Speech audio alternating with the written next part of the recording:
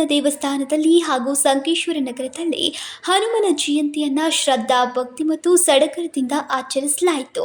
ಹನುಮಾನ್ ದೇವಸ್ಥಾನದಲ್ಲಿ ವಿವಿಧ ಧಾರ್ಮಿಕ ಕಾರ್ಯಕ್ರಮಗಳು ನಡೆದವು. ದೇವಾಲಯದಲ್ಲಿ ಜಮಾಯಿಸಿದ್ದ ಹನುಮನ ಭಕ್ತರು ಜಾತ್ರೆಯ ವಾತಾವರಣವನ್ನು ಸೃಷ್ಟಿಸಿದ್ರು.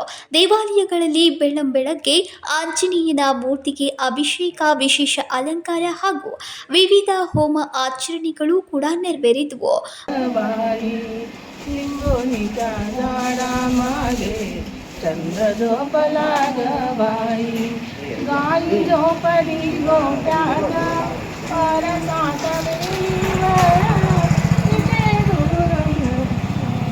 ಭಕ್ತಗನ ಭಜನೆಗಳನ್ನ ಮಾಡಿ ವಾಯುಪುತ್ರನನ್ನ ಸ್ಮರಿಸಿದ್ರು. ಭಕ್ತರಿಗೆ ಪ್ರಸಾದವನ್ನ ವಿತರಿಸಲಾಯಿತು.